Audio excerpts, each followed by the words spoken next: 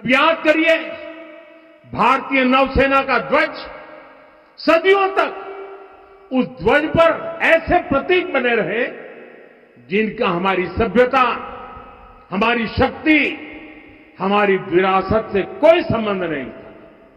अब हमने नौसेना के ध्वज से गुलामी के हर प्रतीक को हटाया है। हमने छत्रपति शिवाजी महाराज की विरासत को स्थापित किया है। और ये सिर्फ एक डिजाइन में बदलाव नहीं हुआ, ये मानसिकता बदलने का क्षण था।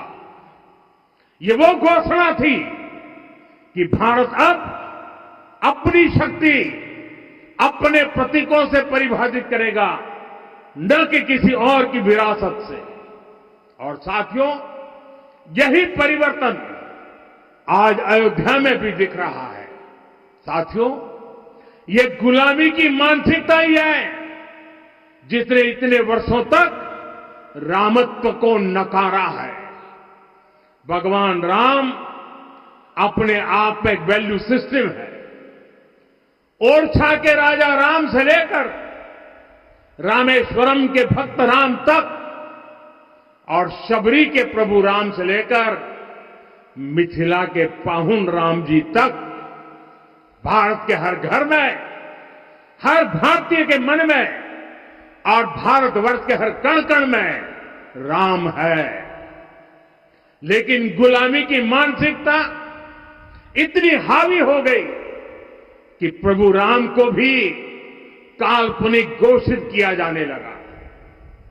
साथियों, अगर हम ठान लें अगले 10 साल में मानसिक गुलामी से पूरी तरह मुक्ति पा लेंगे,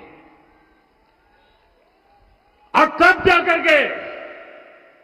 जाकर के ऐसी ज्वाला प्रज्वलित होगी, ऐसा आत्मविश्वास बढ़ेगा कि 2047 तक विकसित भारत का सपना पूरा होने से भारत को कोई रोक नहीं पाएगा। आने वाले 1000 वर्ष के लिए भारत की नींव तभी सशक्त होगी जब मैकाले की गुलामी के प्रोजेक्ट को हम अगले 10 साल में पूरी तरह ध्वस्त करके दिखा देंगे। साथियों, अयोध्या धाम में रामलला का मंदिर परिसर भव्य से भव्यतम हो रहा है और साथ ही अयोध्या को संवारने का काम लगातार जारी है। आज अयोध्या फिर से वह नगरी बन रही है जो दुनिया के लिए उदाहरण बनेगी।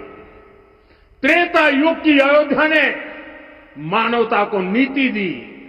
21वीं सदी की अयोध्या मानवता को विकास का नया मॉडल दे रही है। तब अयोध्या मर्यादा का केंद्र थी, अब अयोध्या विकसित भारत का मेरुदंड बनकर उभर रही है। साथियों, भविष्य की अयोध्या में पौराणिकता और नूतनता का संगम होगा। सरयू जी की अमृत धारा और विकास की धारा एक साथ बहेगी। यहां आध्यात्म और आर्टिफिशियल इंटेलिजेंस दोनों का तालमेल दिखेगा। राम पथ, भक्ति पथ और जन्मभूमि पथ से नई अयोध्या के दर्शन होते हैं। अयोध्या में भव्य एयरपोर्ट है, अयोध्या में आज शानदार रेलवे स्टेशन है। वंदे भारत और अमृत भारत एक्सप्रेस जैसी ट्रेनें अयोध्या को बाकी देश से जोड़ रही है। अयोध्या वासियों को सुविधाएं मिले, उनके जीवन में समृद्धि आए, इसके लिए निरंतर काम चल रहा है।